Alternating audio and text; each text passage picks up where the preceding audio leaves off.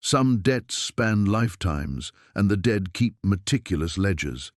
The wind howled across the Cornish moors like a banshee's wail, battering the ancient stones of Ravenshallow Manor as Eleanor Whitmore scrubbed blood from the kitchen flagstones. At 19, she'd learned that cruelty was as common as morning frost in great houses, but tonight felt different, electric, dangerous, as if the very air crackled with unfinished business. She'd touched the Earl's riding crop earlier while cleaning his study, and the visions had nearly brought her to her knees. Generations of Blackmore violence flashed through her fingers like pages torn from a devil's diary. Whippings, murders, a beautiful woman with raven hair dying in chains. Eleanor's cursed gift had shown her many horrors, but never anything so vivid, so hungry for justice. When the Earl stumbled into the kitchen, drunk and seething after losing at cards, Eleanor knew her secret was about to cost her everything. His whip sang through the air, aimed at her face with practiced cruelty, but then, impossibly, pale fingers caught the leather mid-strike, and she looked up into eyes older than the stones beneath her feet. The stranger's smile revealed truths that should have terrified her. Instead, Eleanor felt destiny clicking into place like the final tumbler of an ancient lock. But what happens when a vampire's centuries-old vendetta collides with a psychic maid's desperate need to belong somewhere, anywhere, in this unforgiving world? Before we jump back in, tell us where you're tuning in from, and if this story touches you, make sure you're subscribed, because tomorrow I've saved something extra special for you. The silence that followed was deafening, broken only by the storm's relentless assault against the manor's diamond-paned windows. Evangeline pressed herself deeper into the shadows of the doorway, her heart hammering against her ribs as she watched the impossible scene unfold before her. Earl Roderick Blackthorne, a man who commanded fox hunts and parliamentary seats with equal ruthless efficiency, stood frozen like a child caught stealing sweets. His usually ruddy complexion had drained to ash, and his pale blue eyes fixed on Adrian Corvus with something that looked suspiciously like terror. "Release my property," the Earl whispered, though his voice carried none of its usual imperious authority. Adrian's grip tightened on the whip, leather creaking under the pressure. "Your property?" His accent held traces of something foreign, something that seemed to predate the Yorkshire dialect entirely. "How curious that you consider tools of cruelty to be possessions worth claiming." The young maid, barely 16, with hair the colour of autumn wheat, cowered against the mahogany panelling. Fresh tears streaked her dirt-smudged cheeks, and her left sleeve bore suspicious stains that might have been Earl's morning brandy. Or blood. In houses like this, Evangeline had learned, it was often difficult to distinguish between the two. "She ruined my breakfast tray," Earl Blackthorne sputtered, reaching for the indignation that had served him so well in life. "Dropped it like the clumsy wretch she is. Someone must teach these creatures proper respect." "Indeed," Adrian's voice carried winter frost. "Someone must." With deliberate slowness, he began to coil the whip around his pale fingers. The Earl stepped backward, bumping into his desk and sending crystal decanters rattling against silver trays. Evangeline noticed how Adrian moved, fluid, predatory, as though gravity affected him differently than ordinary mortals. "Mary." Adrian's tone gentled as he addressed the trembling girl. "Return to the kitchens. Mrs. Pemberton will have work that doesn't require you to endure the Earl's instruction." The maid bobbed a grateful curtsy and fled, her footsteps echoing down the corridor. Evangeline flattened herself against the wall as the girl rushed past, close enough that she caught the scent of fierce sweat and lye soap. When she dared peer round the doorframe again, only Adrian and the Earl remained. "This is my house," Earl Blackthorne said, but his voice cracked like an adolescent boy's. "My servants, my rules." Adrian finished coiling the whip and placed it carefully on the Earl's desk, never breaking eye contact. "Of course, my lord, just as it was your father's house before you, and your grandfather's before him." He paused, tilting his head with predatory curiosity. "Tell me, do you ever wonder why your family line runs so thin? Why Blackthorne sons tend to meet such unfortunate ends?" The Earl's face went from ash to parchment. "You dare threaten me?" Threaten? Adrian's laugh was soft, musical, and utterly chilling. I merely observe patterns, my lord. History has a way of repeating itself, particularly in old houses like this one. Sometimes the sins of the fathers— He trailed off, studying his pale hands as though examining them for bloodstains. Well, you're an educated man. I trust you can complete the quotation. Thunder crashed overhead, shaking dust from the ancient beams. In the brief illumination that followed, Evangeline caught a glimpse of Adrian's profile, sharp cheekbones, marble white skin, and eyes that reflected the lightning like a nocturnal creature's. Earl Blackthorne fumbled for his decanter with shaking hands. Get out of my sight! As you wish. Adrian moved toward the door with that same fluid grace, pausing only when he drew level with the Earl's desk. Oh, and my lord, I'd suggest treating the staff with greater consideration. Yorkshire storms can last for weeks this time of year. Accidents become so much more likely when one is confined. He continued toward the doorway where Evangeline hid, and panic seized her throat. There was nowhere to run, no alcove deep enough to conceal her. She pressed herself against the stone wall and held her breath, praying the shadows would swallow her whole. Adrian paused in the doorway, his head turning slightly in her direction. For one terrifying moment, she was certain those strange, pale eyes had found her.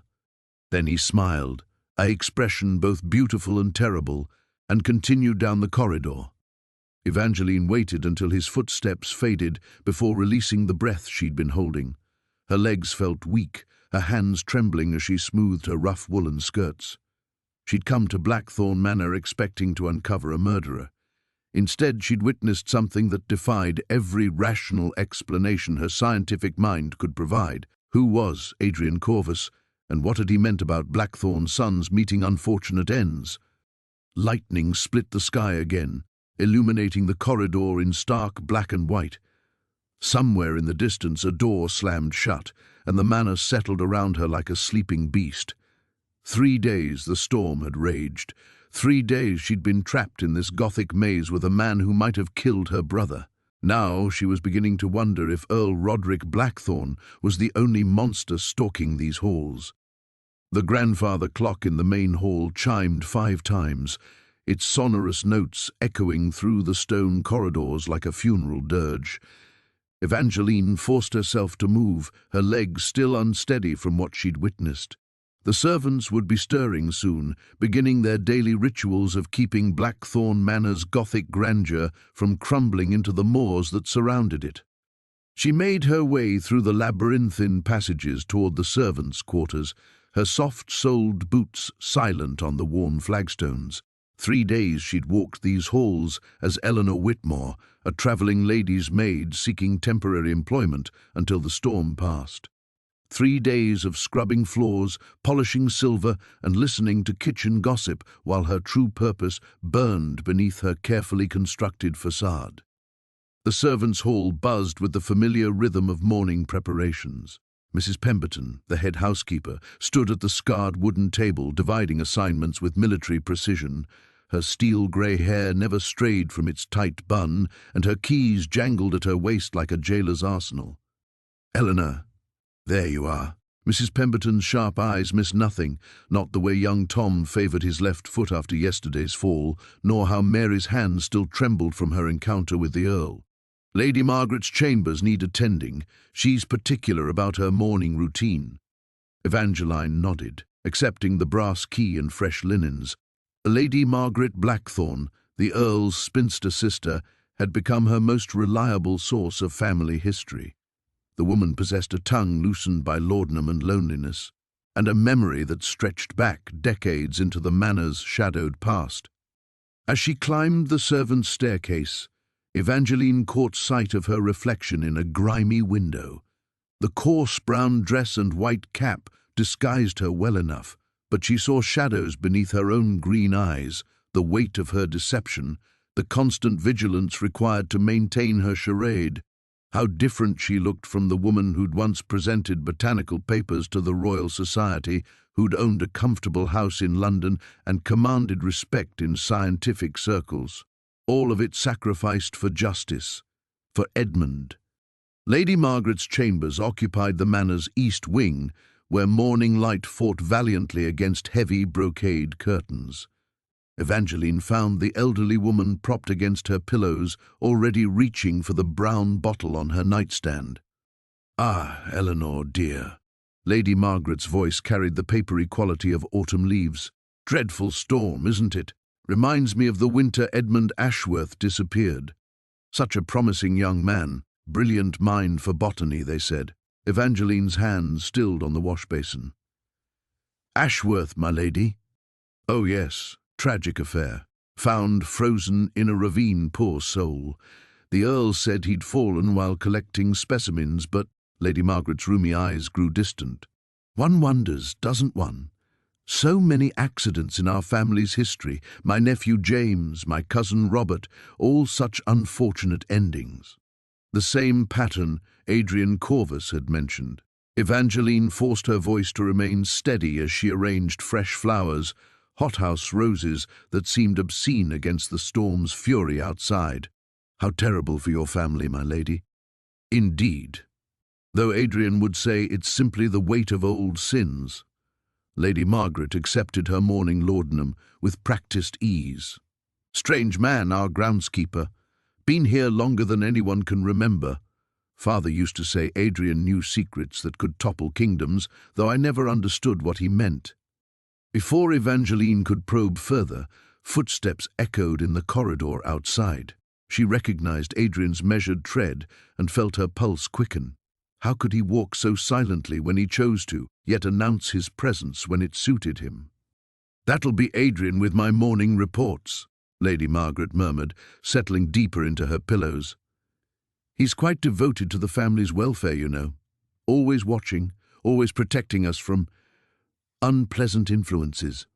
The footsteps paused outside the door, and Evangeline found herself holding her breath again. Did he know she was here?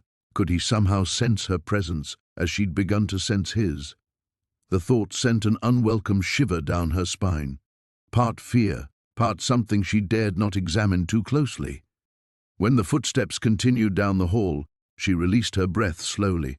This was madness. She was Lady Evangeline Ashworth, a woman of science and reason. She'd infiltrated this house with a clear purpose: find evidence of Earl Blackthorne's guilt in Edmund's murder and see him brought to justice. The plan had been simple, logical, achievable. She hadn't expected to discover another predator stalking these halls, one whose very existence challenged everything she thought she knew about the natural world. Nor had she anticipated the way Adrian's pale eyes seemed to strip away her carefully constructed disguise, as though he saw straight through to the grief and rage that drove her. The storm rattled the windows again, and somewhere in the distance she heard the Earl's voice raised in anger at some fresh disappointment. Time was running short. Each day trapped here brought new dangers, new complications to her mission. She needed answers. About Edmund's death, about the Blackthorne family's bloody history, about Adrian Corvus and his impossible strength.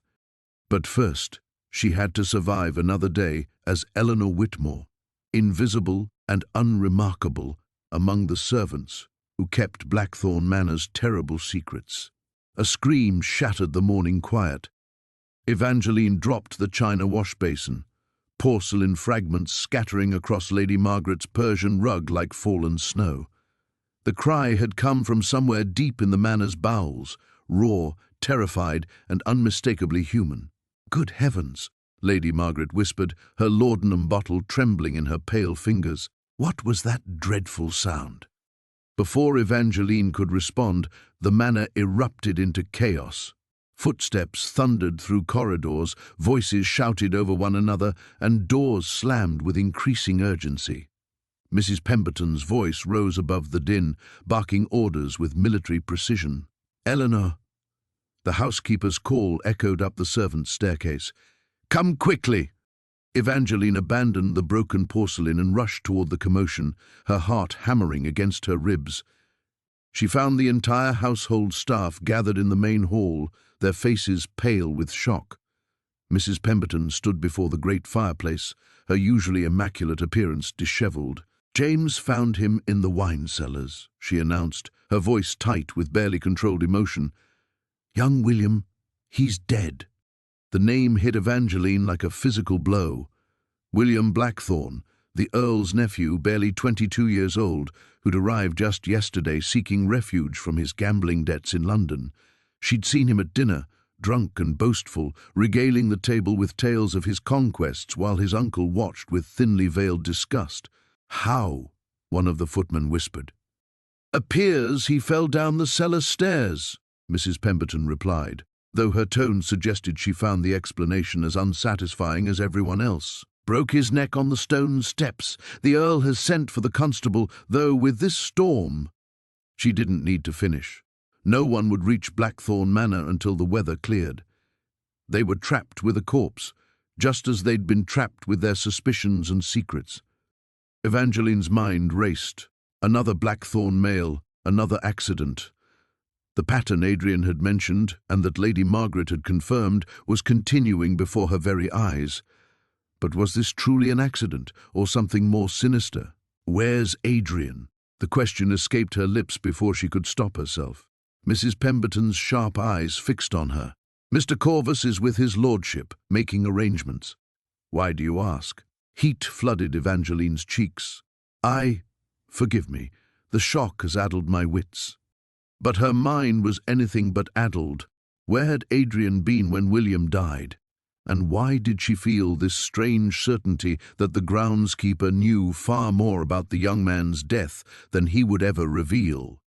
As the servants dispersed to resume their duties, life and death being equally demanding of clean linens and hot meals, Evangeline found herself drawn toward the wine cellars. She had no business being there, no legitimate reason to examine the scene. But Edmund's memory drove her forward, demanding answers that might never come through proper channels. The cellar door stood ajar, revealing stone steps that descended into Stygian darkness. Someone had lit torches along the walls, their flickering light casting dancing shadows that made the ancient stonework seem alive. Evangeline descended carefully, her hand trailing along the damp wall for support. She found the spot where William had allegedly fallen, a dark stain on the grey stones that might have been wine or blood. The stairs were steep and treacherous, worn smooth by centuries of use. It would be easy enough for a drunk young man to lose his footing, to tumble headlong into oblivion. Too easy. Evangeline knelt beside the stain, her scientific training asserting itself despite the macabre circumstances. The pattern was wrong somehow, too contained, too circular. If William had fallen down the stairs, the blood should have splattered, created a trail. This looked more like, "You have excellent instincts." She spun toward the voice, nearly losing her balance on the slick stones. Adrian Corvus emerged from the shadows between the wine racks, moving with that same predatory grace she'd witnessed earlier. In the torchlight, his pale skin seemed to glow with its own inner luminescence. "Mr. Corvus," she managed, climbing to her feet with as much dignity as she could muster. I heard about the accident." "Were you?" He stepped closer, close enough that she could see the intricate embroidery on his dark waistcoat, the way his black hair caught the flickering light. "Or were you investigating? Looking for patterns, perhaps? Connections that others might miss?" Her breath caught in her throat. "I don't understand." "Don't you?" His pale eyes seemed to strip away her servant's disguise, peeling back layers of deception until she felt naked before his scrutiny. "You're not who you claim to be, Eleanor Whitmore. Your hands are too soft for honest work, your vocabulary too refined for your supposed station, and your interest in the Blackthorne family's misfortunes." He tilted his head, studying her like a specimen under glass. "Most intriguing." Panic clawed at her chest. Discovery meant exposure, failure, the end of any hope for justice. But beneath the fear, another emotion stirred, a dangerous curiosity about this man who seemed to exist outside natural law. "What do you want?" she whispered. Adrian smiled, beautiful and terrible in the torchlight. "The same thing you do, I suspect. Justice, though perhaps we define the term differently." He turned toward the wine racks, running one pale finger along a dusty bottle. Young William won't be mourned over long. He shared his uncle's appetites for cruelty, for power over those who couldn't defend themselves. The scullery maid Sarah could tell you stories that would curl your hair. You're saying he deserved to die. I'm saying the world is a safer place without him in it. Adrian's voice carried no emotion, stating fact as simply as commenting on the weather. Just as it will be safer when his uncle follows the same path. The implication hung between them like smoke from the guttering torches.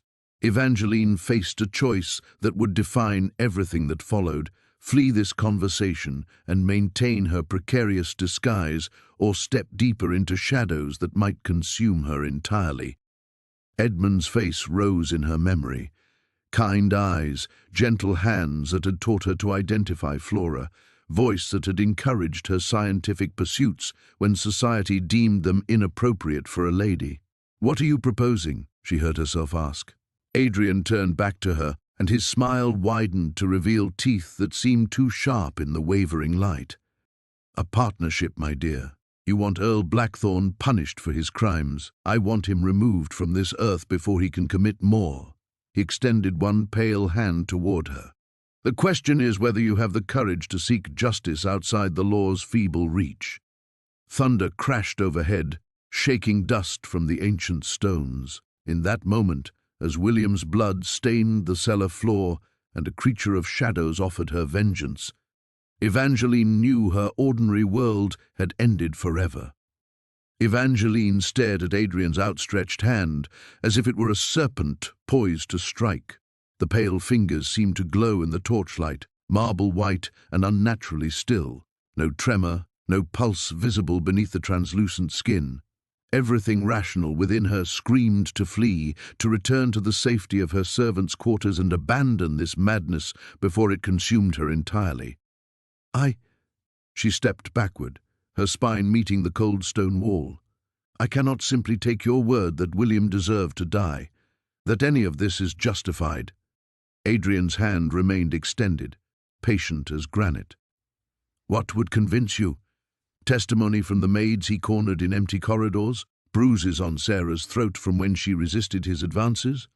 Or perhaps you require more tangible evidence, letters, perhaps, detailing business arrangements that would make your brother's murder seem merciful by comparison?"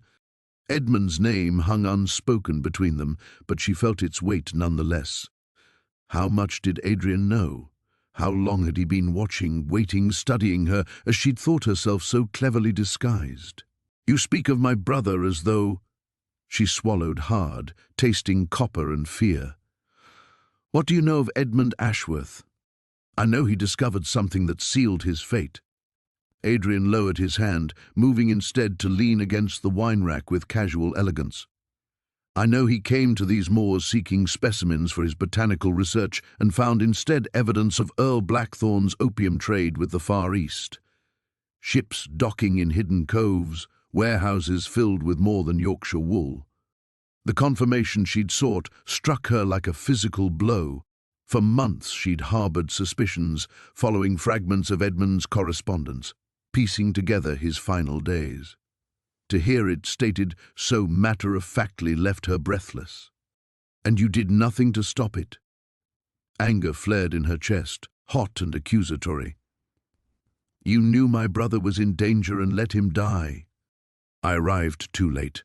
For the first time, something like regret flickered across Adrian's perfect features. The Earl's men had already staged his accident, a fall into the ravine while collecting samples, convincing enough to satisfy the magistrate, though any fool could see the wounds didn't match the supposed cause. Then why not expose the truth? Why not seek proper justice through the courts? Adrian's laugh was soft and bitter. Justice? From magistrates who owe their positions to Blackthorne gold, from constables who know which side provides their bread. He pushed away from the wine rack, moving closer with that predatory grace that made her pulse quicken. "Your brother learned the futility of that approach. His letters to the authorities met with convenient delays, mysterious disappearances. Legal justice is a luxury reserved for those who can afford it." The truth of his words settled over her like a shroud. She'd seen enough of society's inequities to understand how wealth could corrupt even the most well-intentioned institutions. But accepting that reality meant confronting the possibility that Edmund's killer might never face consequences through proper channels. "There must be another way," she whispered, though the words felt hollow even as she spoke them. Some evidence compelling enough to force action. Perhaps. Adrian's pale eyes studied her face with uncomfortable intensity. "Tell me, Lady Evangeline, for that is who you truly are, is it not? What brought you here? What made a respected botanist abandon her comfortable life to play servant in these cursed halls?" Her carefully constructed identity crumbled beneath his knowing gaze. The relief of dropping her pretense warred with terror at being so completely exposed. "How long have you known?" "From the moment you arrived. Your hands, your posture, the way you observe rather than simply see. You're a scientist, not a servant. More tellingly, you carry your brother's eyes, his manner of tilting your head when considering a problem." Adrian's voice gentled almost imperceptibly. "The question is what you plan to do with your grief." Evangeline pressed her palms against the stone wall, seeking anchor in its cold solidity. 3 days she'd maintained her charade, gathering fragments of information, while fear and determination warred within her breast.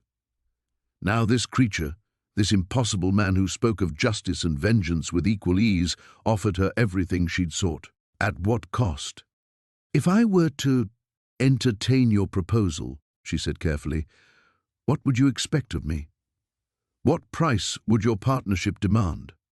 "Nothing you wouldn't give willingly." Adrian's smile returned, sharp and knowing. "Your scientific skills, your ability to move unseen among the servants, your knowledge of poisons and their effects on the human form." "Poisons?" The word escaped as a strangled whisper. "You want me to murder the Earl?" "I want you to help ensure justice is served. Whether that requires hemlock in his brandy or merely creating circumstances for a more dramatic resolution remains to be determined." Thunder crashed overhead, and somewhere in the manor's depths, a door slammed shut with violent finality. The storm showed no signs of abating, trapping them all within these walls like pieces on a chessboard. Each hour that passed brought new dangers, new revelations that challenged everything she thought she understood about right and wrong. Evangeline closed her eyes, seeing Edmund's gentle face, hearing his voice encouraging her studies when the world declared them unwomanly pursuits. He deserved better than a lonely death in a Yorkshire ravine. He deserved justice. But did he deserve her soul in payment for it? When Evangeline opened her eyes, Adrian was watching her with the patience of stone, as though he could wait centuries for her answer. Perhaps he could. The realization crashed over her like ice water. She was going to say yes. Despite every moral principle Edmund had instilled in her, despite her scientific devotion to reason and evidence, she was going to align herself with this creature and his dark justice. The knowledge terrified and liberated her in equal measure. "What guarantee do I have," she whispered, "that you won't simply dispose of me once I've served your purpose?" "None." Adrian's honesty was brutal in its simplicity. "Just as I have no guarantee you won't expose my nature to save yourself when circumstances grow dire. We must trust in our mutual need for vengeance." Trust. The word tasted bitter on her tongue. She was about to place her faith in a being who admitted to methodical murder, who spoke of human life as casually as she might discuss pressed flowers. Yet what alternative remained? Return to London empty-handed while Edmund's killer prospered? Spend her remaining years wondering if justice might have been possible if only she'd possessed the courage to seize it? "If I agree," she said slowly, each word feeling like a step toward an abyss, "I want to understand what you are. Completely. No more cryptic references or half-truths." Adrian tilted his head, considering. "That knowledge comes with its own price. Once you truly see what I am, there will be no return to your former innocence. Are you certain you wish to cross that threshold?" She thought of the scream that had announced William's death, of the too perfect circle of blood on cold stone, of Adrian's impossible strength when he'd caught the Earl's whip. Whatever he was, the evidence already surrounded her. Choosing ignorance now would be willful blindness. Yes. The single word seemed to echo in the cellar's depths, taking on weight and finality that made her stomach clench. Adrian's pale eyes flared with something that might have been approval or hunger. She could no longer distinguish between the two. Very well. He moved closer, close enough that she could see the unnatural stillness of his chest, the absence of breath that should have been impossible. I am what your folklore calls vampire, though the reality is far more complex than Gothic novels suggest. I do not burst into flame at sunrise or cower before crosses. I do not transform into bats or wolves, nor do I require invitation to enter dwellings. The words should have sounded mad, should have sent her fleeing toward rationality and daylight. Instead, they settled over her like missing pieces of a puzzle, explaining the inexplicable with scientific precision. You drink blood. It wasn't a question. Among other things, I draw sustenance from life force itself. Blood is merely the most efficient delivery method. Adrian's voice remained clinical, as though discussing botanical specimens. I am stronger and faster than mortals, heal from injuries that would prove fatal and have existed for far longer than human lifespans allow. How long? I was turned in 1623. 3 years later I entered service with the first Earl of Blackthorn. His smile held no warmth. I have watched 6 generations of that cursed bloodline spread their poison across these moors, each Earl more depraved than his predecessor, each convinced that wealth and title granted them license for any atrocity. The scope of his existence dizzied her. While empires rose and fell, while scientific knowledge advanced beyond previous imagination, Adrian had remained constant, watching, waiting, perhaps planning. No wonder he spoke of justice in terms of centuries rather than courtrooms. And you've been killing them. Selectively, when their crimes became too egregious to ignore, when innocent lives hung in the balance. He paused, studying her face for signs of revulsion or fear. Your reaction is not what I expected. Evangeline examined her own emotions with scientific detachment. Terror, yes, but also fascination. Here stood a creature that defied natural law, yet his motivations seemed tragically human. How many of his kind would dedicate centuries to protecting the vulnerable? How many would resist the corruption that immortality might bring? I should be horrified, she admitted. Perhaps my grief has damaged my moral compass beyond repair. Or perhaps... She met his pale gaze directly. Perhaps I recognize justice when I encounter it, regardless of the form it takes. Then you'll help me? The question hung between them like a blade. Evangeline thought of her comfortable London townhouse, her herbarium filled with carefully catalogued specimens, the respectable life she could return to if she fled now. Then she thought of Edmund's broken body in a Yorkshire ravine, of Sarah's bruised throat, of how many others might suffer while evil prospered under legal protection. Yes. The word emerged stronger this time, carrying conviction that surprised her. I'll help you destroy Earl Blackthorn, all of them if necessary. Adrian's smile transformed his features from beautiful to terrible, revealing teeth that were indeed too sharp for humanity. Then welcome, Lady Evangeline, to the shadows.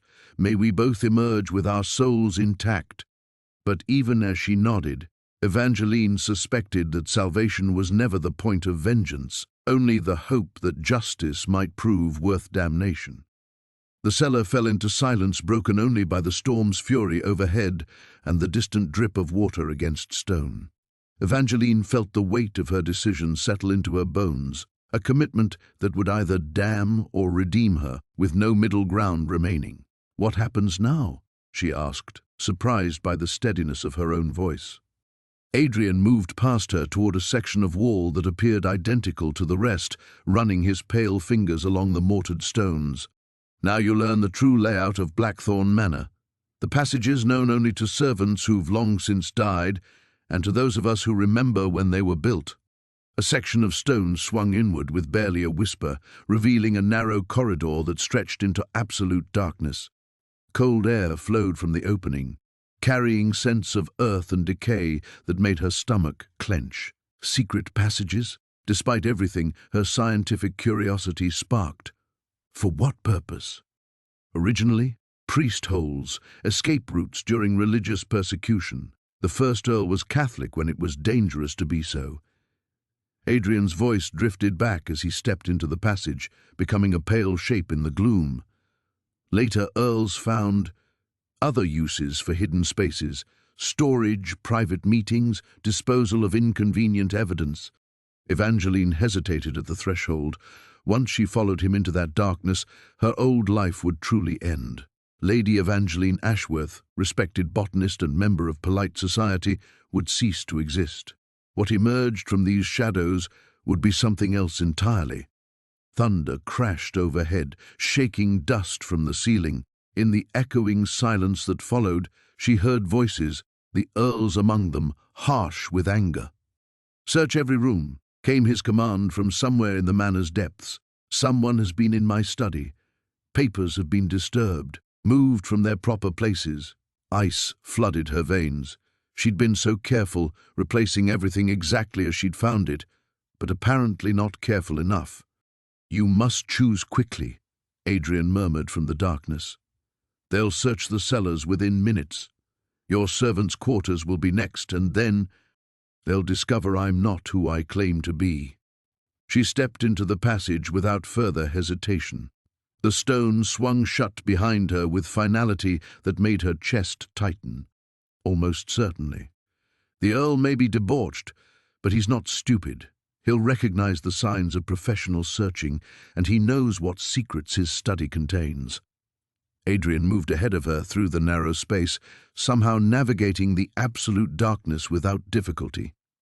"Keep your left hand on the wall. The floor is uneven here." She followed his instruction, her fingers trailing along cold stone as they descended into the manor's hidden heart. The passage curved and branched, creating a labyrinth that must have existed for centuries. How many desperate souls had fled through these tunnels? How many had met less fortunate ends in their depths? "Where are we going?" "My quarters. The one place in this manor the Earl has never dared to enter." Adrian's voice carried dark amusement. "Superstition has its uses. The servants whisper stories about the groundskeeper's cottage, about lights seen burning at impossible hours, about sounds that make no earthly sense. Even Roderick Blackthorne respects certain boundaries." They walked in silence for what felt like hours but could only have been minutes. Gradually, the absolute darkness gave way to faint illumination, not torchlight, but something cooler, more ethereal. The passage widened, opening into a space that defied the manor's architecture. Evangeline gasped. They stood in what appeared to be a library, but unlike any she'd ever seen. Books lined the walls from floor to ceiling, their leather bindings bearing titles in languages she didn't recognize. Candles floated freely in the air, casting steady light without visible support. A fire burned in an ornate fireplace, though she felt no heat from its flames. "This is impossible," she whispered, her scientific training rebelling against the evidence of her senses. "Is it?" Adrian gestured toward an armchair positioned near the phantom fire. "You've already accepted the existence of vampires.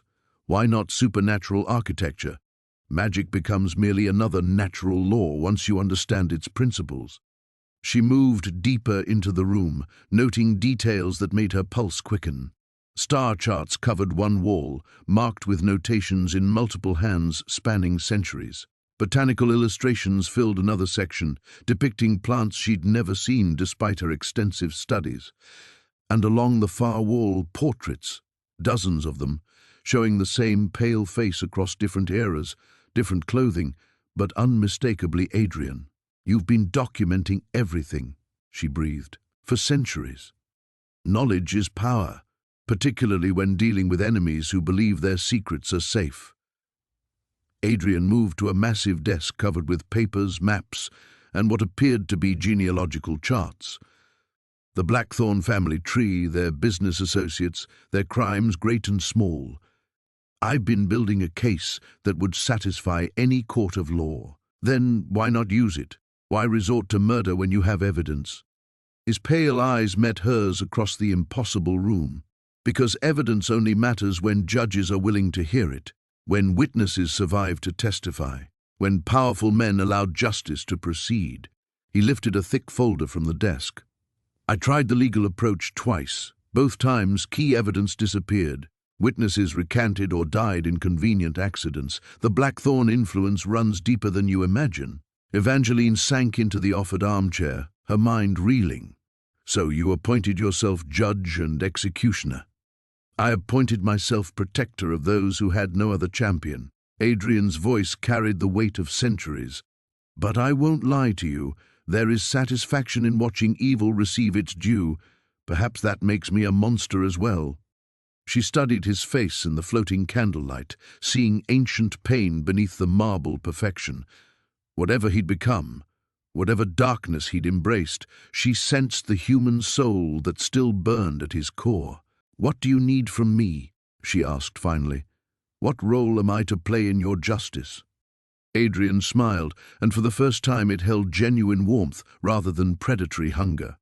"That, my dear Lady Evangeline, depends entirely on how far you're willing to fall into the shadows." The weight of Adrian's question settled between them like a challenge, and Evangeline found herself studying the impossible room that surrounded her, this sanctuary built from centuries of patience and supernatural will. The floating candles cast shifting shadows across genealogical charts and botanical illustrations, creating an atmosphere where the rational and mystical existed in perfect, terrifying harmony. "How far am I willing to fall?" she repeated softly, rising from the armchair to examine the portraits along the wall. Adrian's face gazed back from dozens of frames, sometimes clean-shaven, sometimes bearded, but always those same pale, knowing eyes. "I thought I'd already made that choice when I agreed to help you. Agreeing to help and understanding the full scope of what that means are different things entirely." Adrian moved to stand beside her, his presence both comforting and unsettling.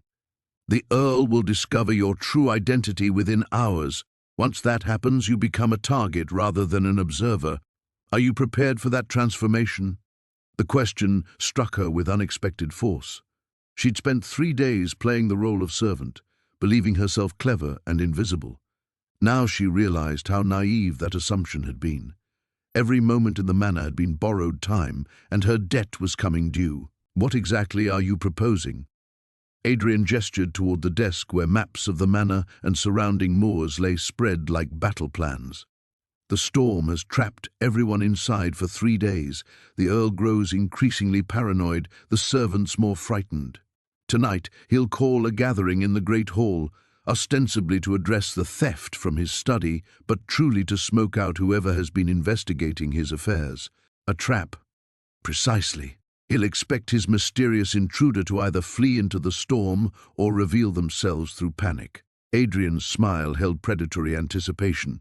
"Instead, we'll give him something far more unsettling."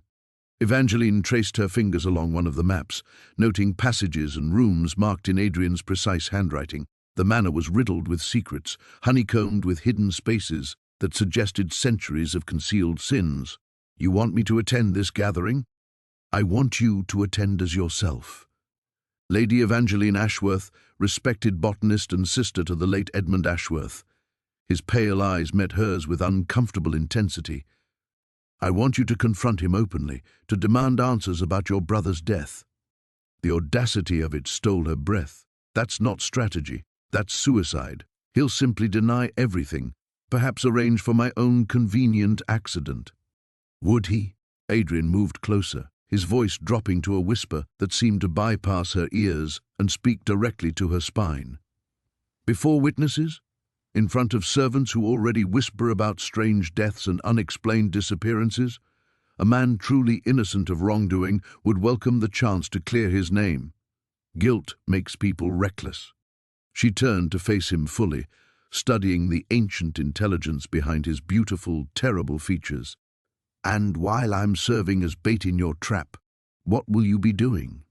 "Watching, protecting, ensuring that when the Earl reveals his true nature, the evidence is preserved." His smile revealed those 2 sharp teeth.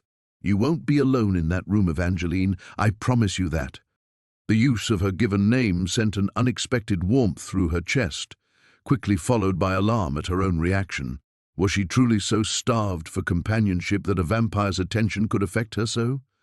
Or was there something deeper at work, a recognition between two souls who had chosen to step outside society's boundaries? Thunder crashed overhead, seeming closer than before. The storm was intensifying, and with it the pressure that held them all trapped within these walls. Soon something would break, either the weather or the fragile pretense that had maintained order in the manor. "There's something else," Adrian said quietly, his gaze dropping to the papers scattered across his desk.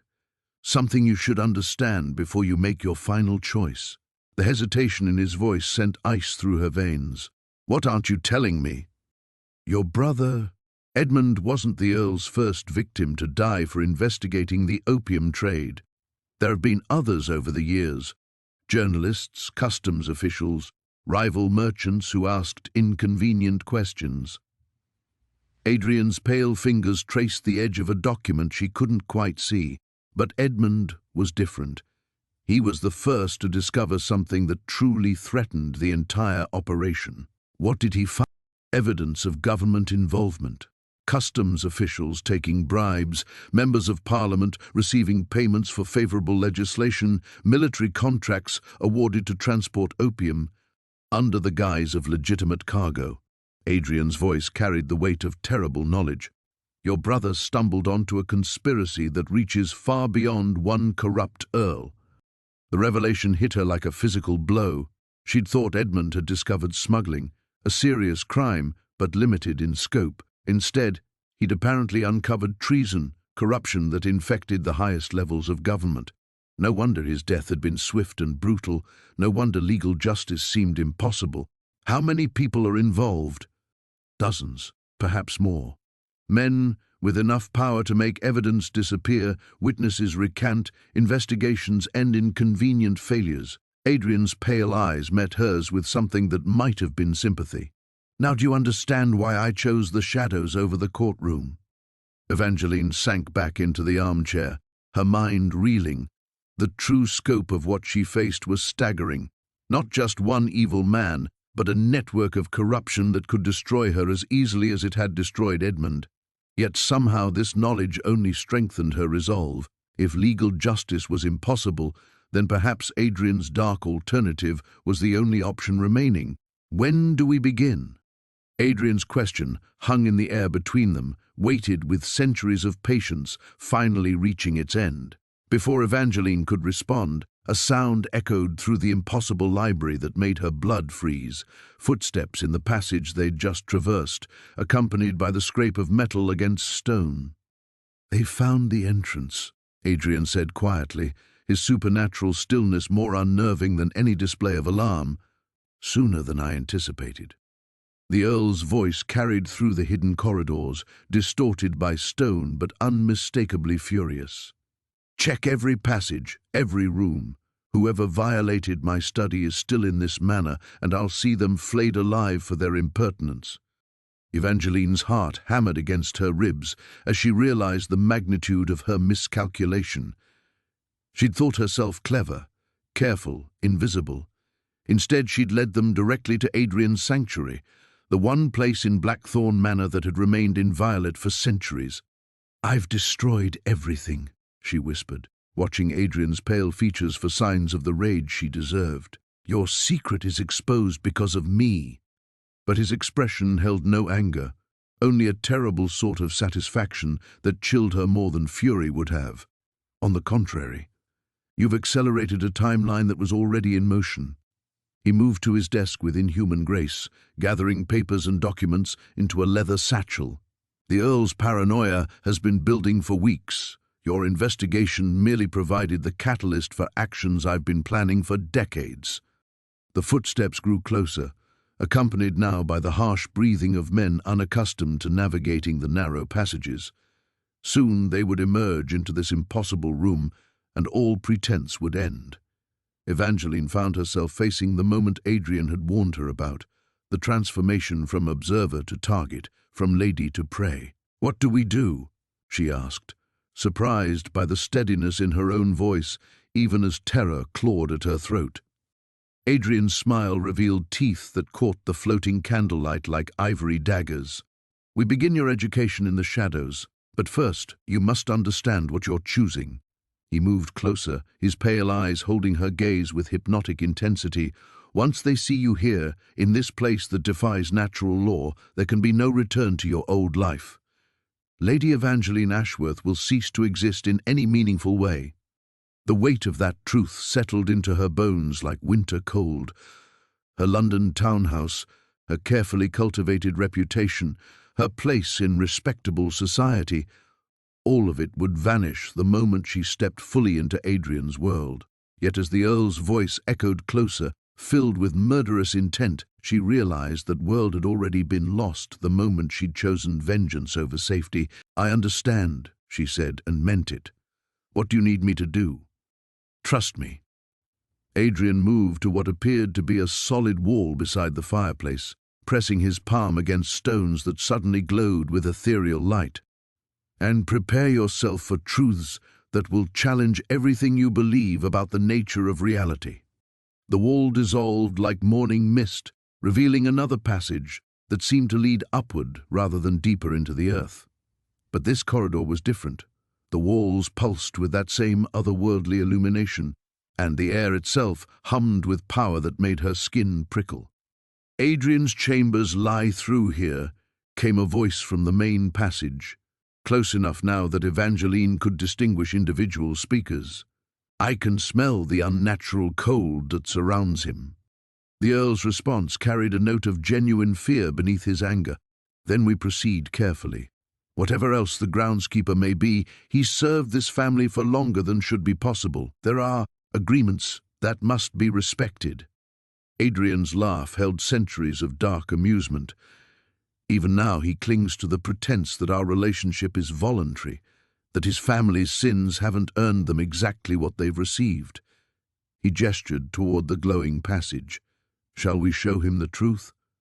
Evangeline stepped toward the ethereal corridor, then paused as a thought struck her with stunning clarity. "This is what you've been waiting for, isn't it? Not just my help, but this moment. My presence here gives you something you've needed." Very perceptive. Adrian's approval carried warmth that she felt in her bones. "For too long, I've been limited to working in shadows, eliminating threats one by one while the larger corruption remained protected. But you, my dear Evangeline, represent something far more dangerous to men like Roderick Blackthorne." "What?" "Legitimacy. A titled lady seeking justice for her murdered brother, armed with evidence of treason that reaches into the highest levels of government." His pale eyes glowed with predatory hunger. "You make their crimes public in a way my methods never could." The sound of approaching footsteps reached a crescendo, and Evangeline realized her moment of choice had arrived. Behind her lay the world she'd known, safe, predictable, ultimately powerless to achieve the justice Edmund deserved. Ahead lay mysteries that defied natural law and a partnership with darkness that might damn her soul. She stepped into the glowing passage without hesitation, feeling ancient power embrace her like a lover's caress. Whatever emerged from this night would bear her name, but possess a will forged in shadows and supernatural fire. The ordeal had truly begun. The ethereal corridor embraced Evangeline like a living thing, its walls pulsing with otherworldly light that seemed to seep into her very bones. Each step forward felt like crossing an invisible threshold, severing another tie to the woman she had been mere days ago. Behind them, the Earl's search party drew closer to Adrian's sanctuary, their voices carrying a mixture of greed and terror that echoed through stone passages built for secrecy. "The temperature change marks the boundary," Adrian murmured beside her, his pale features luminous in the supernatural glow. "Beyond this point, mortal men cannot follow without invitation. We have perhaps minutes before—" His words were cut short by a sound that turned Evangeline's blood to ice. A woman's scream, high and desperate, followed by the Earl's roar of frustrated rage. The acoustic properties of the hidden passages carried every word with crystalline clarity. "Find her. Find the Ashworth bitch and drag her before me. She's here somewhere conspiring with that demon." Evangeline's steps faltered. "He knows. He knows who I am." "It was inevitable," Adrian replied, but his voice carried a tension she hadn't heard before. "The question is how he discovered your identity so quickly. I had expected—" Another scream echoed through the corridors, followed by the Earl's voice again, closer now and filled with savage satisfaction. "Did you think I wouldn't recognize the face? You have your brother's eyes, Lady Evangeline, the same accusing stare he wore when I put a blade between his ribs." The casual admission of Edmund's murder struck her like a physical blow, but worse was what followed. A third scream, weaker now, accompanied by the sound of something heavy hitting stone. Someone was paying the price for her investigation, suffering for her choices. "Who is he hurting?" she whispered, turning back toward the passage they'd left. Adrian's hand closed around her wrist with supernatural strength, holding her in place. "One of the servants, most likely. He's trying to draw us out through compassion." "Then it's working." Evangeline tried to pull away, but his grip was immovable. "I won't let innocent people suffer for my quest for justice. And if you reveal yourself now, if you walk back into his hands—" Adrian's pale eyes blazed with something between anger and desperation. "Your death accomplishes nothing except adding another victim to his collection. Is that the justice Edmund deserves?" The screaming had stopped, replaced by a silence that was somehow worse. Evangeline felt something fundamental breaking inside her chest, the last vestige of the idealistic woman who had believed justice could be achieved without innocence paying the price. The shadows Adrian had warned her about weren't just metaphorical, they were the literal darkness of choices that stained the soul. "There has to be another way," she said, but the words sounded hollow even to her own ears. There was. Adrian's voice carried centuries of bitter experience. "I offered you partnership in shadows, a chance to achieve justice through patience and careful planning, but you've forced our hand with your impulsive investigation, and now we face the consequences." His words hit her with devastating clarity. She had thought herself clever, methodical, but in truth she'd been reckless. Her desperate need for answers had compromised not only Adrian's carefully laid plans, but potentially cost an innocent life. The very justice she sought was slipping away because of her own inadequacies. "The servants' quarters," she whispered, understanding flooding through her. "He's killing them one by one until we surrender." "Very likely." Adrian's grip on her wrist gentled but didn't release. Roderick Blackthorne has never hesitated to use innocence as leverage. It's how his family has maintained power for generations, through fear and the certainty that resistance costs more than submission. Another sound echoed through the passages, the Earl's laughter, rich with triumph and cruelty. "Can you hear me, groundskeeper? Can your unnatural senses detect what I'm doing to your precious charges? Each minute you hide like a coward, another one pays the price. How many deaths can your conscience bear?" Evangeline felt her careful plans crumbling like ancient parchment. Everything she had worked for, the evidence, the partnership with Adrian, the hope of justice for Edmund, was dissolving into chaos and bloodshed.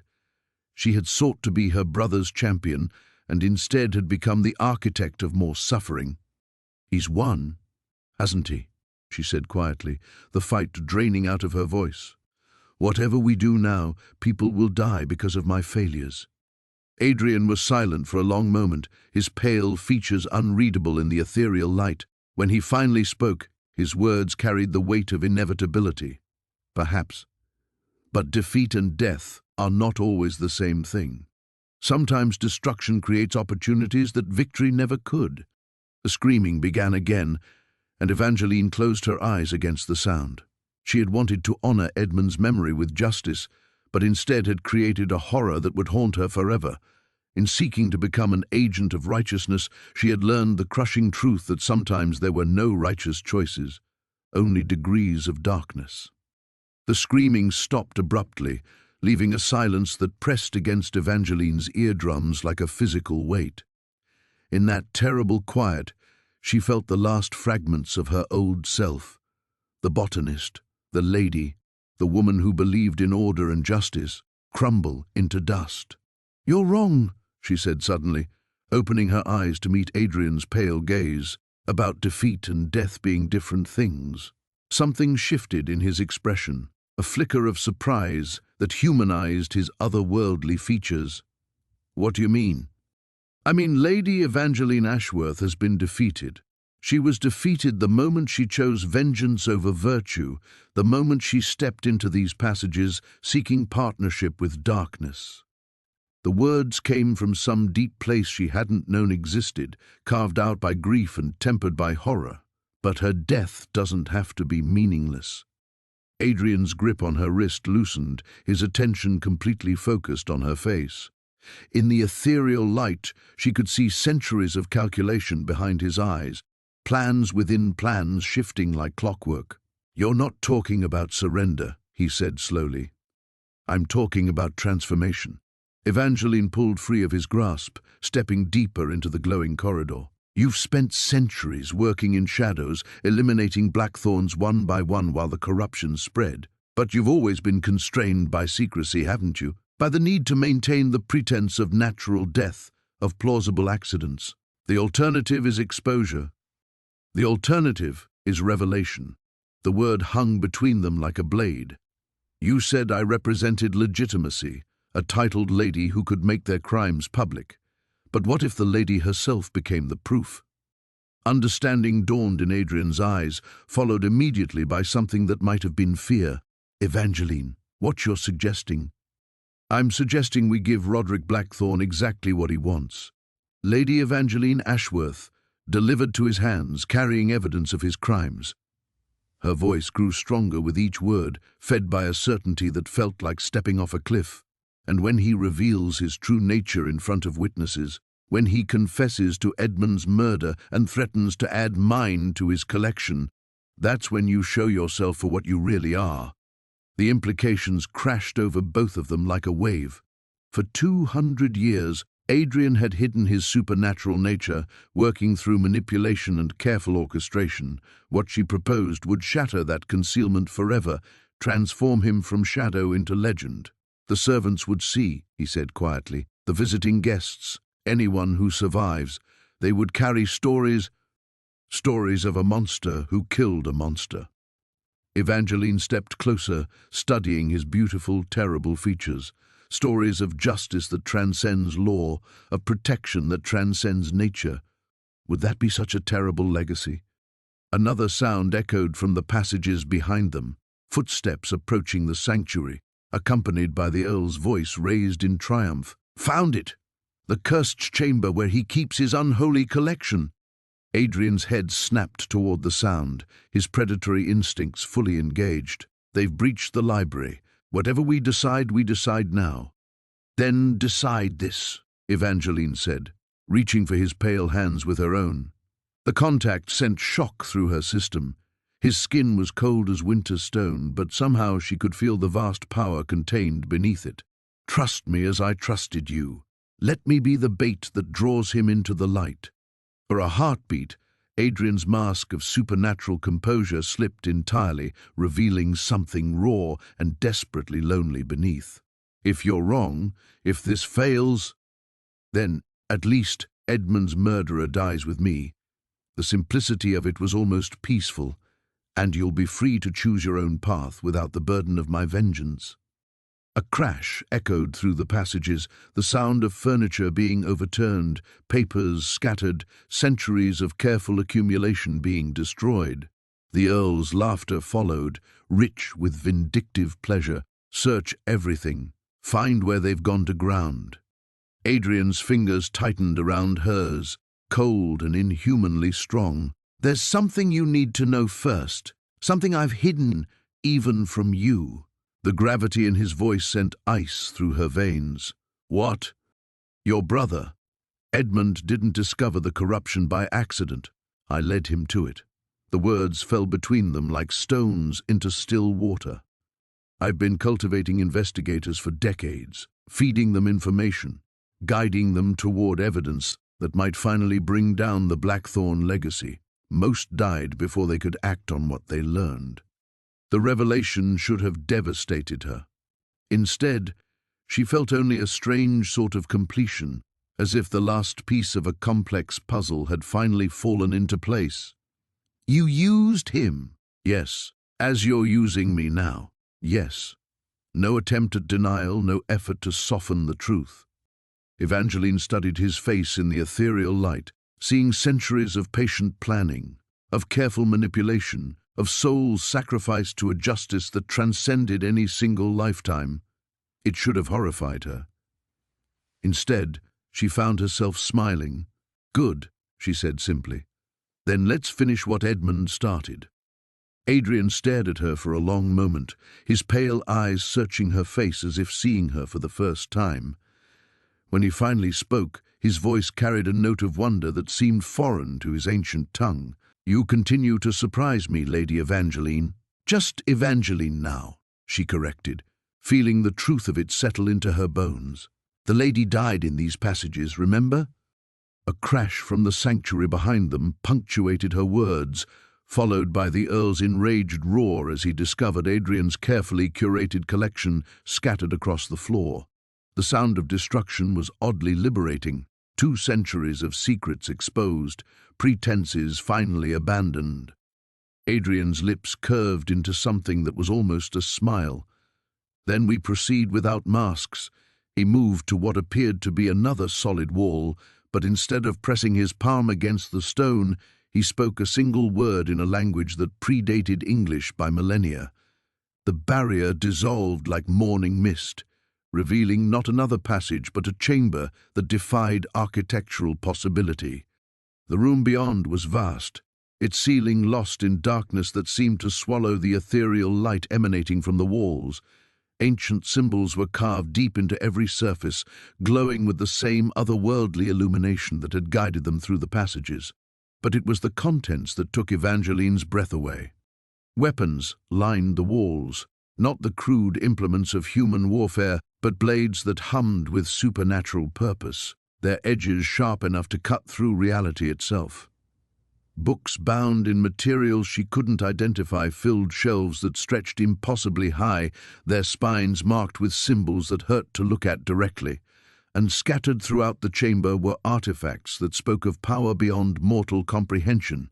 Your armory, she breathed. My inheritance, Adrian corrected, moving among the displays with practiced familiarity. When I chose to serve justice rather than hunger, certain resources became available to me. Tools designed for a war that began before your ancestors learned to speak.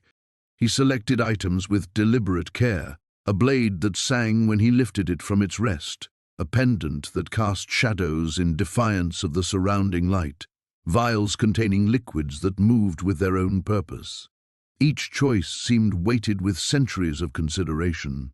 The plan is simple, he said, securing the artifacts within his coat. You return to the manor proper, carrying enough evidence to condemn Roderick, but not so much that he kills you immediately.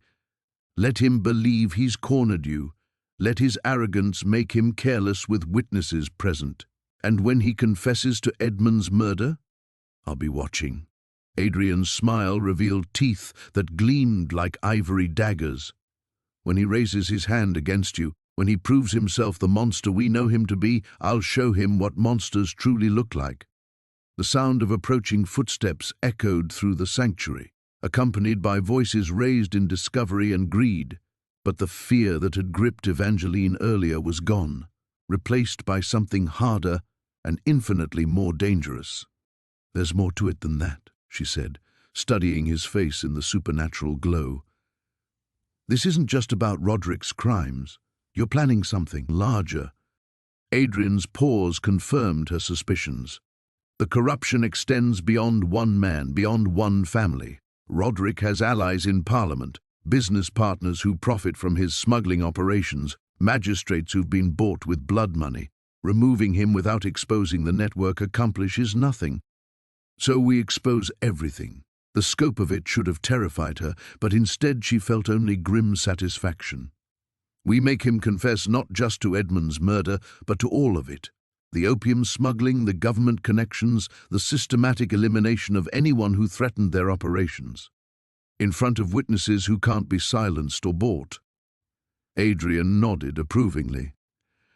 The visiting lords who came for the hunting party, the servants who've suffered under Blackthorn authority for generations, when they see a titled lady threatened with murder, when they hear confessions of treason spoken aloud, they become something more valuable than evidence. They become advocates. Evangeline felt pieces of their desperate plan clicking into place with almost mechanical precision. Stories spread faster than official investigations. Rumors reach places that legal documents never could. Adrian moved to a final display case, withdrawing an ornate mirror that reflected not their images but something else entirely, shadows that moved with purpose, darkness that promised protection to those who served justice. Are you certain, Evangeline? Once this begins, there can be no retreat, no return to safety. She thought of Edmund, brilliant and idealistic, dying alone in a London alley because he'd believed truth could triumph over corruption. She thought of the servants she'd heard screaming, paying the price for her quest for vengeance, and she thought of the woman she'd been just days ago, naive enough to believe justice could be achieved without sacrifice. "I'm certain," she said, accepting the mirror from his pale hands. "Let's show them what justice looks like when it's freed from the constraints of law." The mirror's surface rippled at her touch, shadows flowing beneath the glass like living smoke. As Evangeline stared into its depths, she saw not her own reflection, but glimpses of what lay ahead, fragments of confrontation, flashes of revelation, the terrible beauty of justice unbound.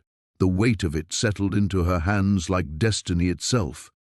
"The servants' entrance to the main hall," Adrian said, his voice taking on the measured cadence of strategy. "Roderick will have gathered his guests there by now, using their presence as both shield and audience. He believes witnesses make him untouchable. He's about to learn otherwise."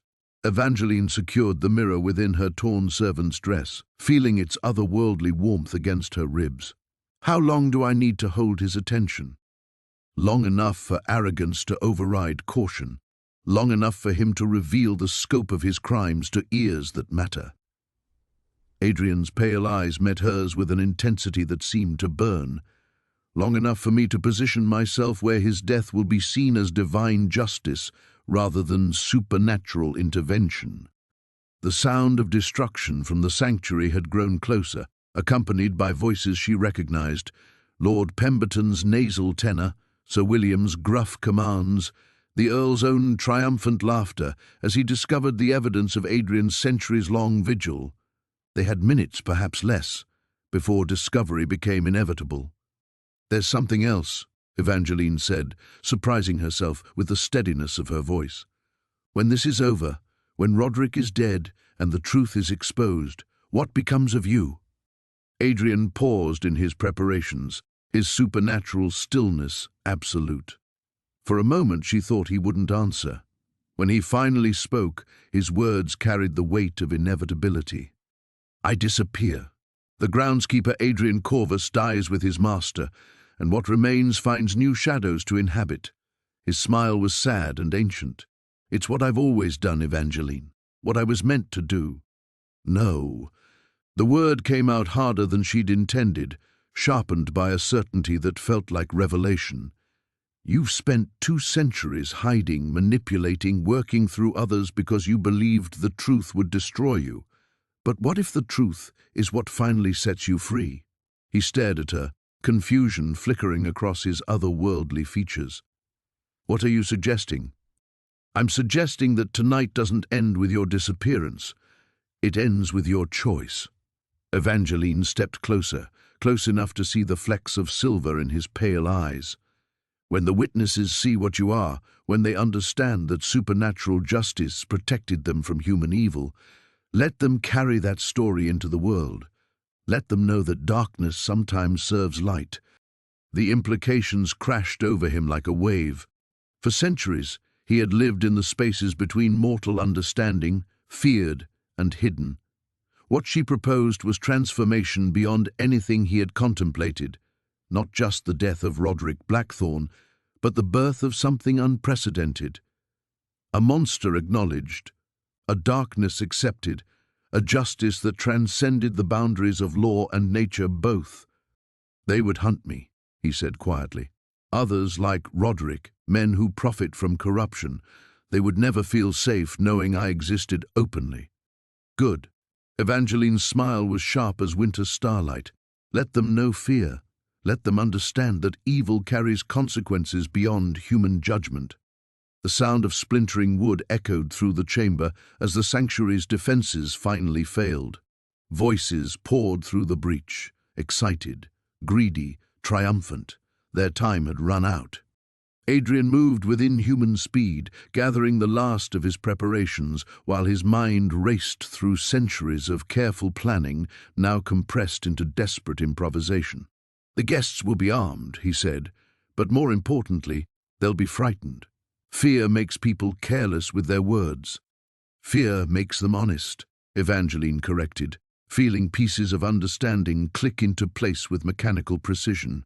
"When Roderick threatens me, when he confesses to Edmund's murder, it won't be because he's confident, it will be because he's terrified of what you represent. He'll want the witnesses to understand why he had to act, why the corruption was necessary, why Edmund had to die. And in justifying himself, he'll reveal everything." Adrian's nod was approving, almost proud. The network, the connections, the scope of the conspiracy. He'll make them understand that standing against him means standing against forces far beyond Blackthorne Manor, which is exactly when you show them a force beyond anything they've imagined. Evangeline met his eyes one final time, seeing centuries of loneliness transforming into something like hope. "Promise me, Adrian, no matter what happens, no matter what it costs, promise me you won't disappear again." He was quiet for a long moment, studying her face as if memorizing it. When he finally spoke, his words carried the weight of an oath sworn in blood and starlight.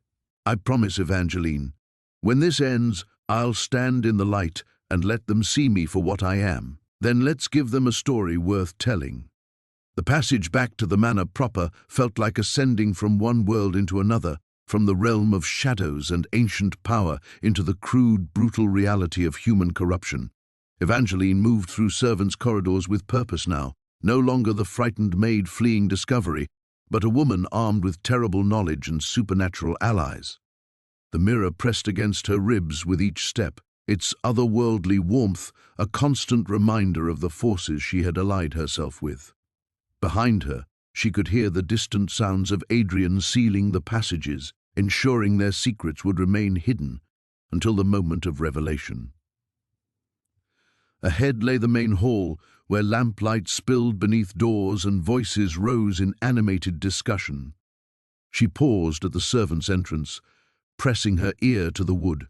Lord Pemberton's nasal complaints about the weather mingled with Sir William's gruff observations about the manor's unusual architecture, but it was the Earl's voice that made her blood run cold, smooth, cultured, absolutely confident as he regaled his guests with tales of the storm's inconveniences. "Fortunate that we're well provisioned," Roderick was saying, "though I confess the staff has been rather unreliable of late. One can hardly find good help these days." The casual dismissal of the servants he had brutalized sent rage coursing through Evangeline's veins.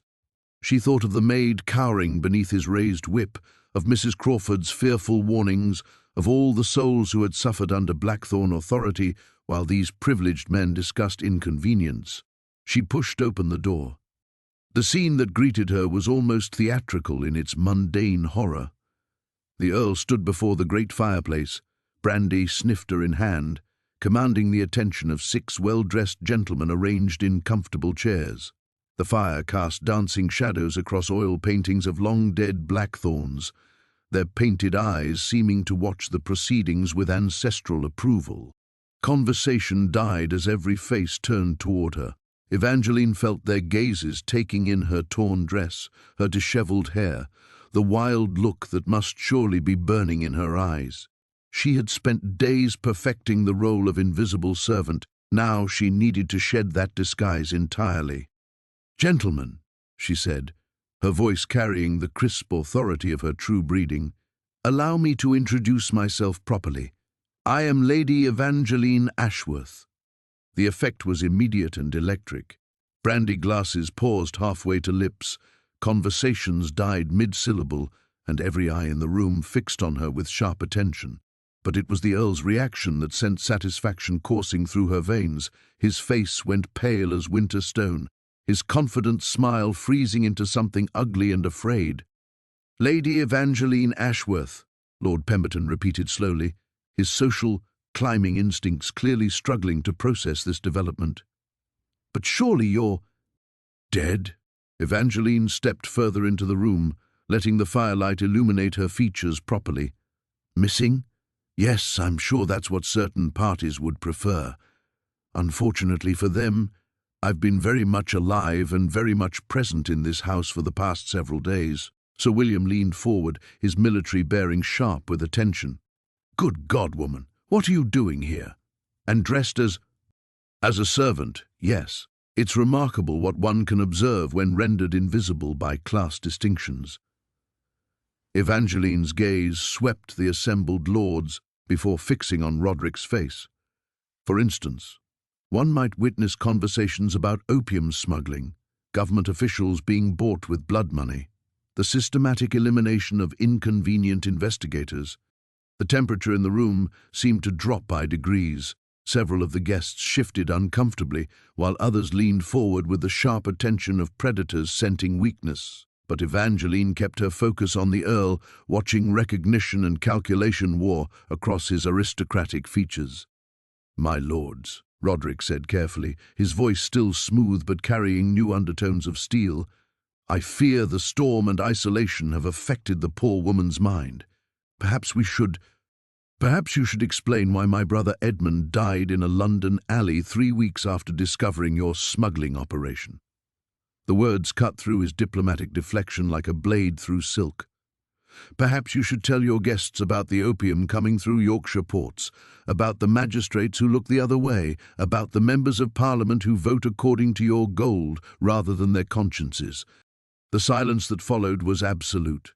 6 pairs of aristocratic eyes turned toward their host, with expressions ranging from shock to calculation to predatory interest. In the space of moments, Evangeline had transformed from curiosity to accuser, and the Earl from host to defendant. Roderick's mask of civility began to crack, revealing something far uglier beneath. "Gentlemen, clearly this woman is—" "Telling the truth," Lord Pemberton interrupted, his voice sharp with sudden understanding. "Good God, Blackthorn, Edmund Ashworth was your doing." The admission hung in the air like smoke, heavy with implications that reached far beyond Yorkshire moors. Evangeline felt pieces of her desperate gambit falling into place with mechanical precision, each revelation drawing the noose tighter around Roderick's throat. Outside, thunder crashed against the manor walls, and somewhere in the shadows between lightning strikes, ancient justice prepared to reveal itself. The Earl's composure shattered like glass against stone.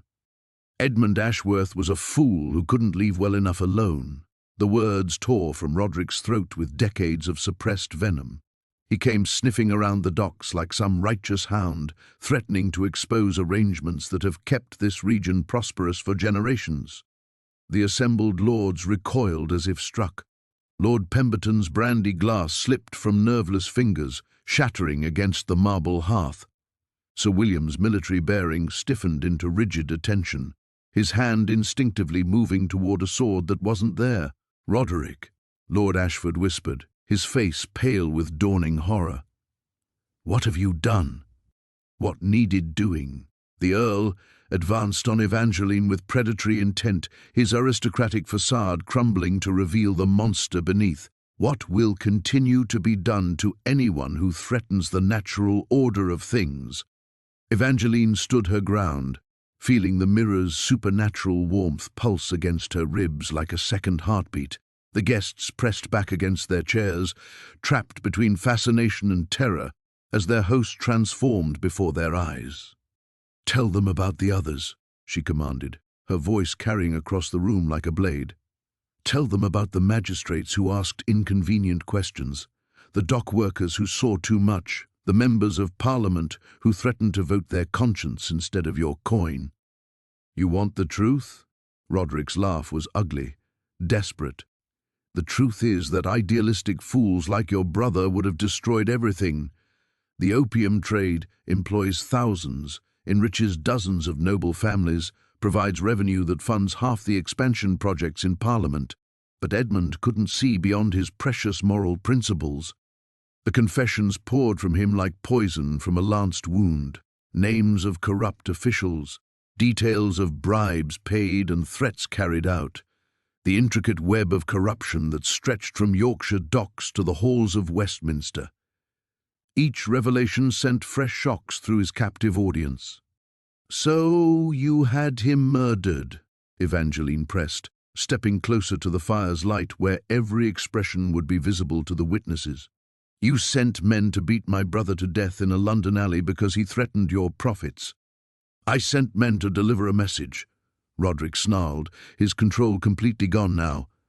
"But your brother fought back, kept shouting about justice and exposure and—" He stopped abruptly, seeming to realize how much he had revealed.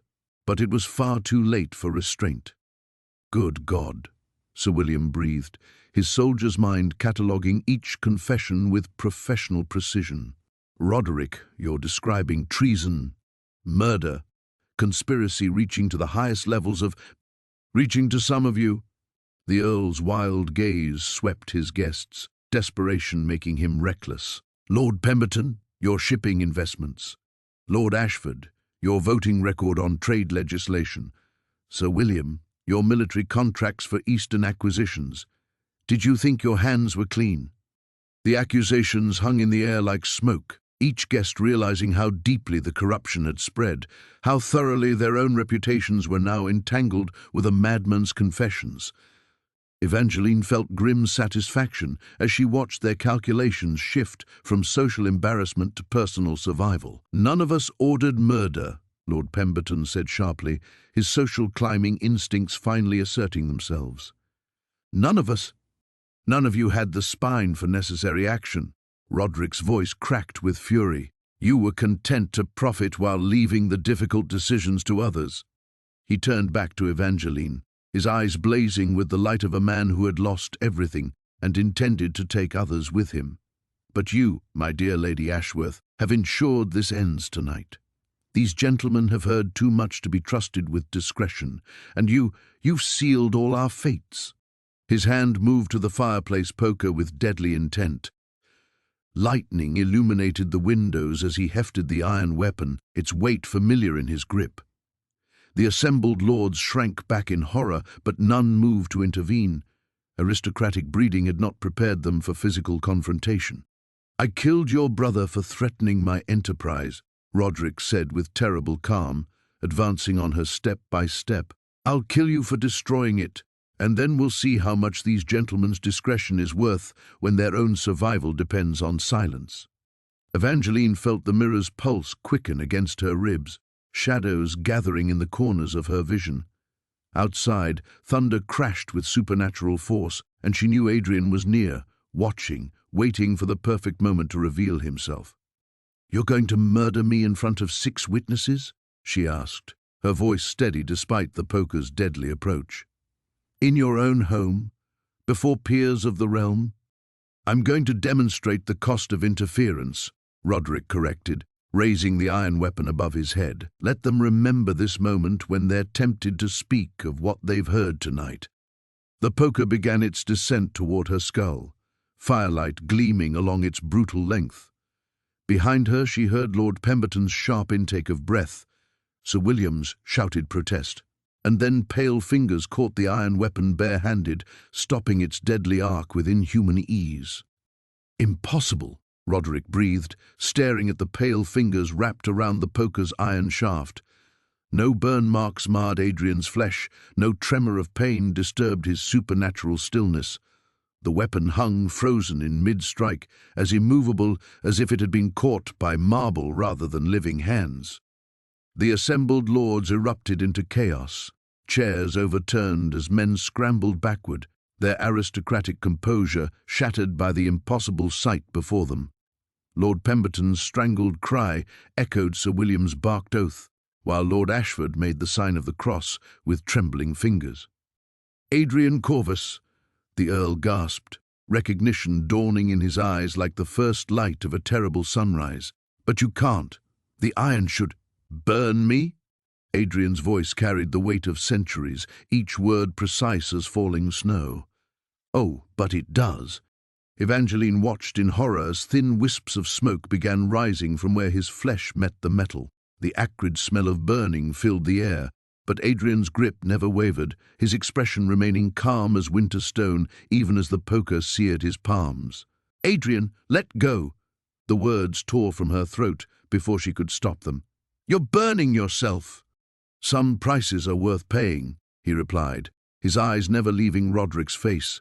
With deliberate slowness, he began to bend the iron poker, the metal groaning in protest as supernatural strength twisted it into uselessness. The cost was written in smoke and the smell of charred flesh, but Adrian endured it without flinching. When he finally released the ruined weapon, it clattered to the marble hearth like a broken promise.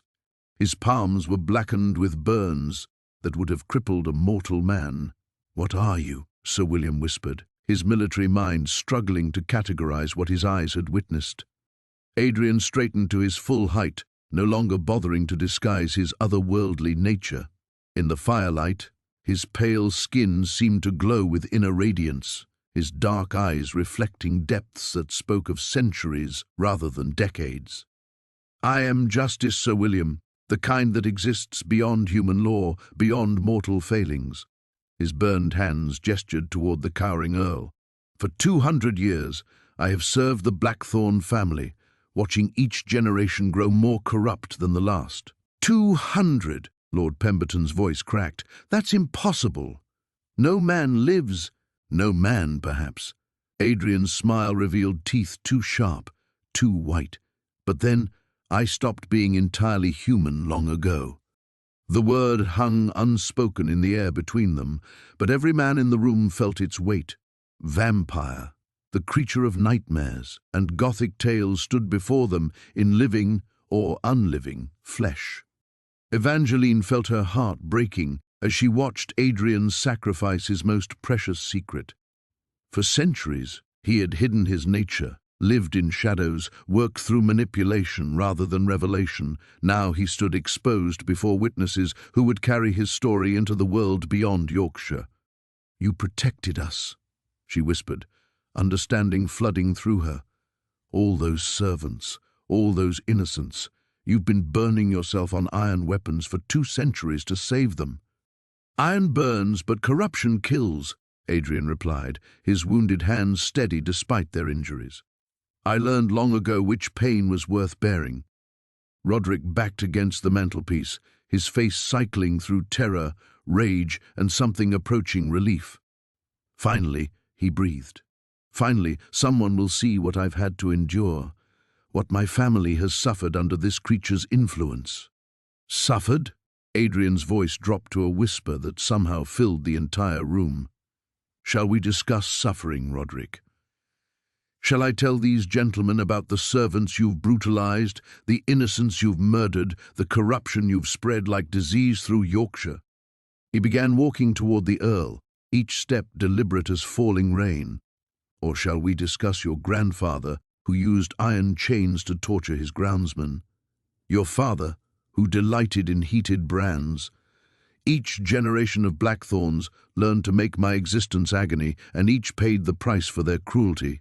"They were protecting their people," Roderick shrieked, pressing back against the marble as if stone could save him from supernatural justice.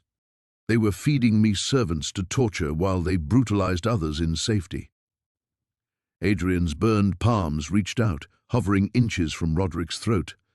"But you, Roderick, you were the worst of them all. You killed beyond your borders, spread corruption beyond your lands. You forced my hand." Evangeline watched the confrontation with growing dread, understanding finally settling over her like a funeral shroud. Adrian wasn't just sacrificing his secrecy. He was sacrificing his freedom, his safety, his very existence. Once these witnesses left Blackthorn Manor, there would be no more hiding, no more shadows to disappear into. The creature she had come to love was choosing exposure over survival, truth over safety. He was giving up everything, his anonymity, his protection, his carefully constructed existence, to ensure justice was witnessed, recorded, and carried into the world. "Adrian," she whispered, her voice breaking. "The cost is mine to pay," he finished, never taking his eyes from his prey. "Some sacrifices purchase more than safety, Evangeline. Sometimes they buy truth." The silence stretched between them like a taut wire, filled only by the Earl's ragged breathing and the distant rumble of thunder. Adrian's burned hands remained poised at Roderick's throat, close enough that the nobleman could feel the unnatural chill radiating from his skin. "Please," Roderick whispered, all his aristocratic arrogance finally stripped away. "I'll confess everything. I'll sign whatever documents they require. Just don't—" "Don't what?" Adrian's voice held a terrible gentleness. "Don't give you the same mercy you showed Edmund Ashworth, the same consideration you offered those dock workers who witnessed too much." Evangeline stepped forward, her heart hammering against her ribs. "Adrian, stop. This isn't justice. It's revenge." "Sometimes they're the same thing," he replied, but something in his posture shifted. The predatory tension eased by degrees, though his hands remained steady. "No," she said more firmly, moving close enough to touch his arm. The burned flesh was warm beneath her fingers, human in its pain despite his supernatural nature. "This is exactly what separates justice from murder. Choice." Their eyes met across the charged space, and Evangeline saw centuries of accumulated pain reflected in those dark depths. The weight of every innocent he'd failed to save, every corruption he'd been unable to prevent, every night he'd endured iron burns to protect those weaker than himself. "He killed your brother," Adrian said softly, for her ears alone. "Yes, and now 6 peers of the realm have heard him confess it." Evangeline glanced toward the assembled lords, who watched the supernatural tableau with horrified fascination.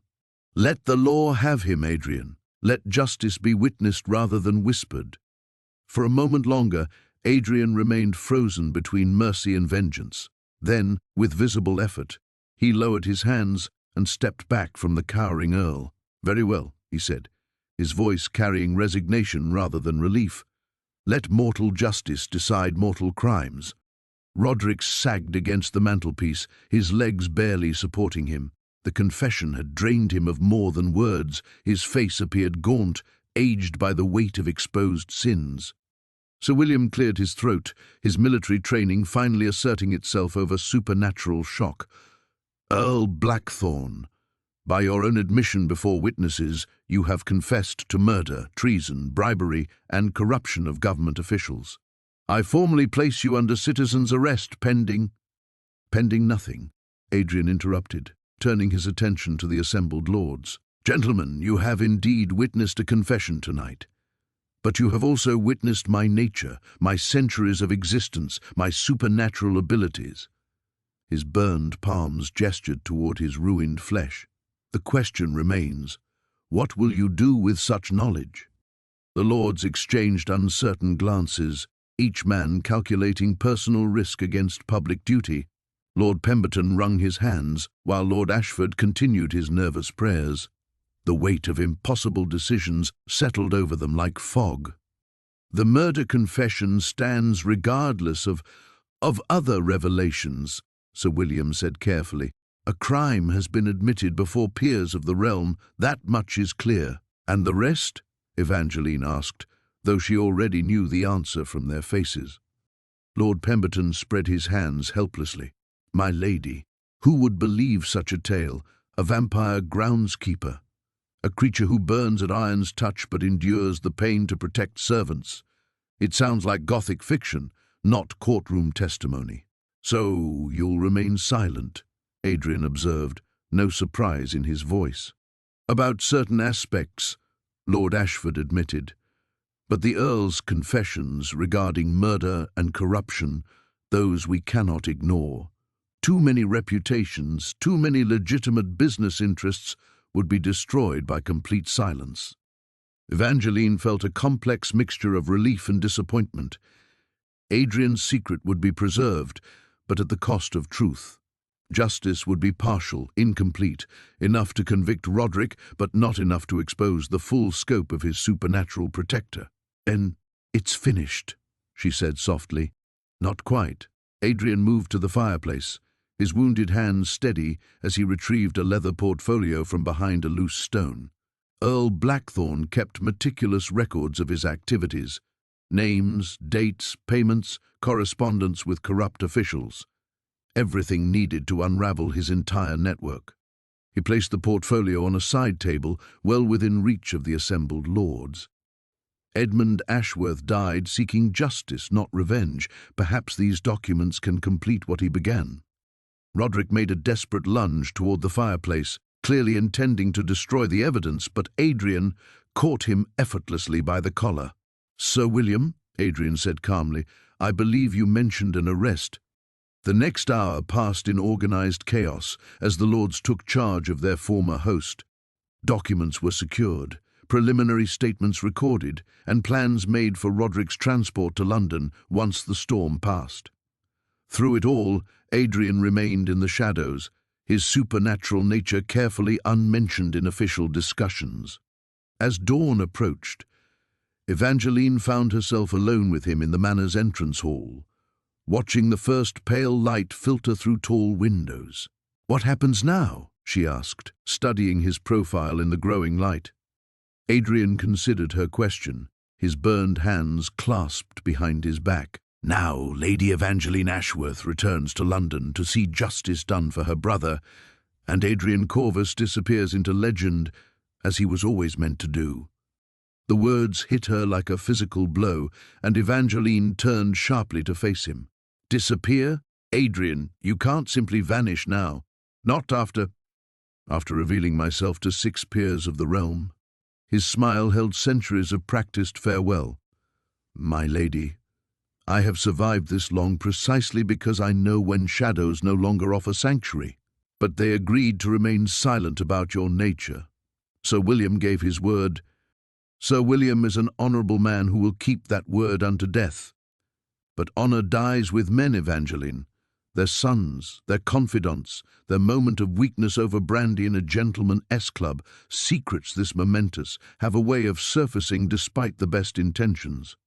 She watched him in the growing light, noting how the dawn seemed to leach colour from his already pale features. The burned flesh of his palms had begun to heal with supernatural swiftness, but she could still smell the acrid reminder of his sacrifice. "Then come with me," she said, the words emerging before caution could stop them. "Return to London. Help me see this through to the end."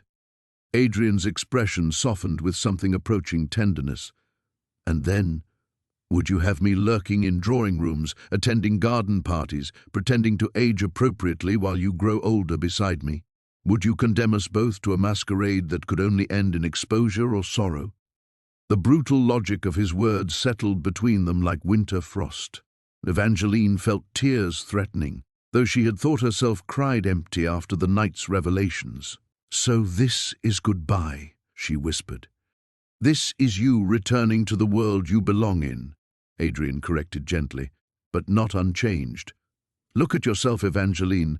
When you arrived at Blackthorn Manor, you were a woman consumed by revenge, willing to sacrifice everything for vengeance. Now you stand here having chosen justice over retribution, mercy over murder."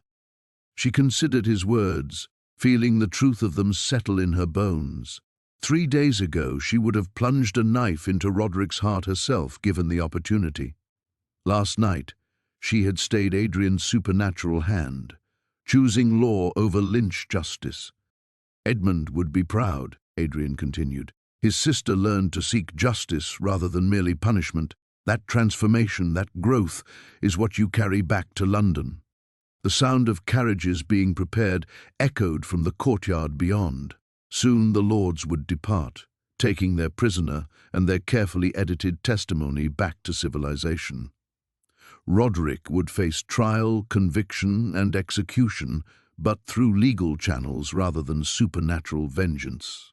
"Will you?" Evangeline began, then stopped, uncertain how to phrase the question burning in her chest. "Will I remember you?" Adrian asked, reading her hesitation with preternatural insight. "My dear lady, I have 2 centuries of memories, and most of them are painted in shades of duty and shadow. These 3 days with you burn brighter than decades of mere existence."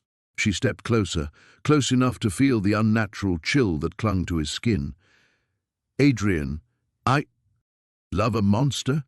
His voice held gentle amusement. "Yes, I know. And a monster learned to love a woman brave enough to choose mercy over vengeance. The impossibility of it doesn't diminish its truth." Outside, Sir William's voice could be heard organizing the departure. Time was running short, and both of them felt the approaching moment of separation like an approaching storm. "If you ever need," Evangeline started, "if you are ever in mortal danger beyond human assistance, call my name to the darkness. I will hear you." Adrian's burned hands cupped her face with infinite gentleness. "But do not call unless the need is absolute. For both our sakes, let this be goodbye." He leaned down and pressed his lips to hers one final time. The kiss tasted of morning air and distant sorrow, of possibilities that could never be explored and love that would never find conventional expression. When he pulled away, his dark eyes held the weight of centuries. "Go," he whispered. "Return to your world. Live brilliantly. Love again when your heart heals enough to risk it. And remember that somewhere in the shadows, a creature who learned humanity from you guards the darkness so that lights like yours can shine." Evangeline nodded, not trusting her voice. She gathered her borrowed cloak around her shoulders and walked toward the entrance hall where Sir William waited to escort her to London. At the doorway she turned back for one final glimpse. Adrian had already melted into the shadows as if he had never existed at all. Only the faint scent of burned flesh and the memory of impossible love remained to prove their encounter had been real. "Lady Ashworth?" Sir William's voice was gentle. "The carriage is ready." She straightened her shoulders, feeling the weight of transformation Adrian had described. Justice awaited in London, along with the complex work of rebuilding a life no longer consumed by vengeance. "I'm ready," she said, and discovered that despite everything, she meant it. The woman who entered that carriage was not the same one who had arrived at Blackthorn Manor 3 days prior, driven by rage and thirst for revenge. This woman carried justice in her heart and the memory of a love that transcended the boundaries of mortality itself. The new beginning. 6 months later, London, October 1847. The autumn rain drummed against the windows of Evangeline's Bloomsbury townhouse as she sat in her study, reviewing correspondence from the Royal Botanical Society. The room bore little resemblance to the sparse quarters she had occupied during her months of obsession with revenge. Books on plant taxonomy filled the shelves where once only newspaper clippings about corruption had resided. Pressed flowers from her recent expedition to the Scottish Highlands decorated the walls where maps of Yorkshire had previously hung. She set down a letter regarding her upcoming lecture on alpine flora and rubbed her temples, feeling the familiar ache that accompanied memories of Blackthorn Manor. 6 months had passed since Roderick's trial and execution, since justice had finally been served for Edmund's murder. The corrupt network her brother had died exposing was systematically dismantled, with dozens of officials facing prosecution based on the evidence found in Roderick's files. Yet, despite this vindication, despite the restoration of Edmund's reputation and the compensation awarded to victims of the smuggling operation, Evangeline found her thoughts drifting northward with increasing frequency as winter approached. A knock at the door interrupted her reverie. Mrs. Hartwell, her housekeeper, entered carrying a tea service and the afternoon post. "Another invitation from Lord Pemberton's widow," Mrs. Hartwell announced, her tone suggesting disapproval. "She's quite persistent about introducing you to her nephew." Evangeline smiled wryly. "Lady Pemberton means well, but I'm not ready for such introductions." Begging your pardon, my lady, but when will you be? It's been 6 months since that dreadful business in Yorkshire. A woman of your standing shouldn't remain unattached indefinitely." The well-meaning lecture was interrupted by Mrs. Hartwell's gasp as she sorted through the remaining mail. "My lady, this letter, there's no postmark, no stamp. How did it arrive?" Evangeline's heart leaped as she recognized the elegant script on cream-colored paper. With trembling fingers, she broke the unmarked seal and unfolded the brief message. "Your brother's work continues to bear fruit. The latest arrests in Liverpool have freed 17 children from factory servitude. EA would be proud of what his sacrifice accomplished, as am I. AC. P.S. The new groundskeeper at Ravenshallow Estate treats his staff with uncommon kindness. Some lessons, it seems, transcend generations." She pressed the letter to her chest, feeling warmth spread through her despite the October chill. Adrian was safe, still working in shadows to protect the innocent, still thinking of her, of Edmund, of justice served properly rather than simply. "Good news, my lady?" Mrs. Hartwell inquired, her sharp eyes noting Evangeline's brightened expression. "The best," Evangeline replied, carefully folding the letter. "Mrs. Hartwell, please send regrets to Lady Pemberton. I'll be travelling to Edinburgh next month for botanical research." "Edinburgh? But, my lady, winter travel is so treacherous, and you've only just returned from Scotland. The university has requested my expertise regarding preservation of rare Highland specimens," Evangeline improvised smoothly. "It's an opportunity I cannot decline." This was not entirely untrue. She had received such a request, though it was not the primary reason for her planned journey north. Something in Adrian's postscript suggested he was no longer at Blackthorn Manor, and Edinburgh was a reasonable starting point for locating Ravenshallow Estate. That evening, as she sat before her fireplace with a volume of Wordsworth's poetry, Evangeline reflected on the woman she had become. The rage that had once consumed her had indeed burned away, replaced by something more sustainable, purpose. Her work with the Botanical Society provided intellectual fulfillment, while her discreet correspondence with reform societies allowed her to continue Edmund's fight against corruption through proper channels. Yet something remained incomplete, a persistent ache that no amount of worthy work could fully heal. She had learned to live brilliantly, as Adrian had urged, but the capacity to love again remained frustratingly dormant. Every potential suitor paled when measured against memories of dark eyes and supernatural gentleness of a creature who had sacrificed centuries of safety to choose justice over vengeance. Perhaps it was foolishness to travel north seeking someone who had explicitly said goodbye. Perhaps she was allowing sentiment to override logic, hope to triumph over acceptance. But as she watched flames dance in the grate, Evangeline remembered another fire, another storm, another impossible night when love had transcended every boundary of reason and mortality. The woman who had entered that carriage at Blackthorn Manor had been transformed, but transformation was not the same as completion. She had learned to seek justice over revenge, mercy over retribution, law over personal vendetta. But she had not yet learned whether love, real, impossible, transcendent love, could find expression even within carefully maintained boundaries. Outside her window, London bustled with its evening rhythms, unaware that one of its most respectable botanical experts was planning a journey that had nothing to do with science and everything to do with a heart that had learned to beat again only when touched by darkness. The new beginning, she realized, was not the life she had built in London. It was whatever waited in the shadows beyond.